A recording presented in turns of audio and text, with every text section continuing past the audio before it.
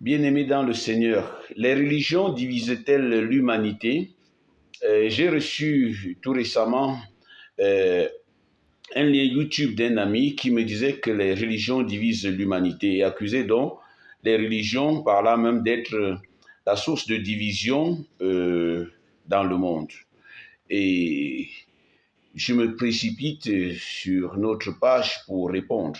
Et je vous invite à vous y abonner parce que de temps en temps, nous ferons ces petits brefs pour répondre aux questions urgentes. Les religions divisent-elles l'humanité? Beaucoup d'intellectuels de notre époque, au lieu d'aider l'humanité à réfléchir sur les véritables problèmes, sur nos vrais problèmes, sert aux gens des affirmations indigestes, mal formées et mal réfléchies, comme cette affirmation. Il est clair que dans le monde, il y a plusieurs religions. L'islam, le christianisme et parmi les chrétiens, les protestants, les catholiques, les anglicans, les orthodoxes, et dans l'islam, les wahhabites, les tidjanites, etc. Et à côté, il y a le bouddhisme, le confucianisme, il y a plusieurs religions, plus de 200, 300, sans compter les religions traditionnelles africaines. Et donc, est-ce que c'est là la cause de la division de l'humanité? L'humanité est aujourd'hui divisée, fortement divisée et opposée, mais pas par la religion.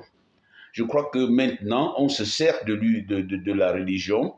Les gens qui ont détruit l'humanité veulent se servir de la religion et la détruire. À partir de ces affirmations, les foi faibles chancellent, sans se rendre compte que si le monde est divisé aujourd'hui, ce n'est pas par la religion. Il y a eu au siècle passé plusieurs guerres, et les deux guerres mondiales ont tué plus d'êtres humains que toutes les guerres, même de l'époque de la dite fameuse chasse aux sorcières. Elle a tué. Ces deux guerres ont tué plus d'humains que toutes les guerres de l'humanité des siècles précédents. Après cela, il y a eu les guerres sournoises, comme la famine en Éthiopie, comme la tragédie du Rwanda et les autres tragédies non avouées de plusieurs peuples. Le génocide Bamileke, et dans plusieurs peuples, des petits génocides silencieux dont on n'en parlera jamais. Aucun d'entre eux n'a été fait par une religion. Aucune de ces tragédies n'a été provoquée par l'opposition de deux religions. La première et la deuxième guerre mondiale avaient des causes économiques. L'hégémonie économique et militaire et économique. Et après cela, le monde s'est divisé en deux.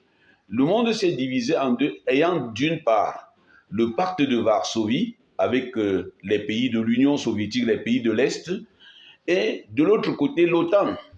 Il n'y a pas de religion là-dessus. Et aujourd'hui, même dans nos pays, les gens ne sont pas divisés par la religion, ils sont divisés par l'intérêt économique. Mais maintenant, d'où vient la religion dedans?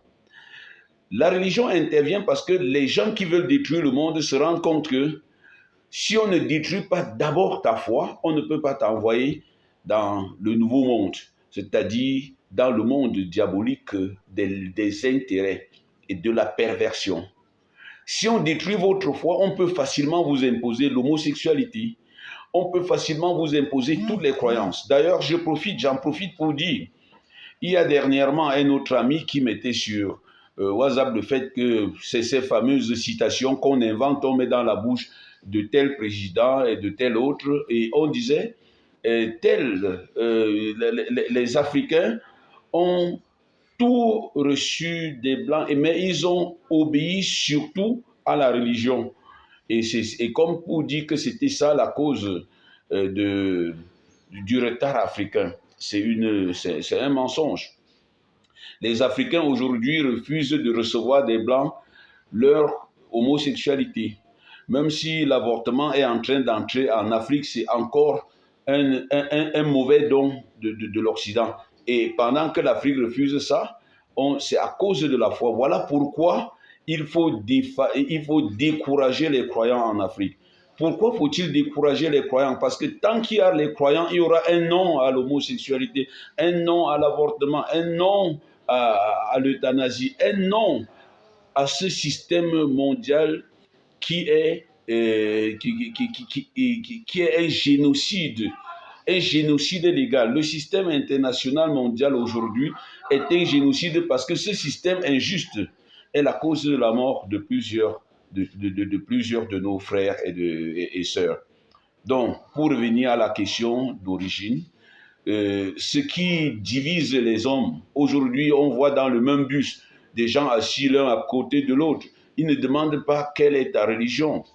Vraiment, c'est juste une manière de décourager les croyants que de leur faire croire que parce qu'ils sont croyants, ils divisent le monde.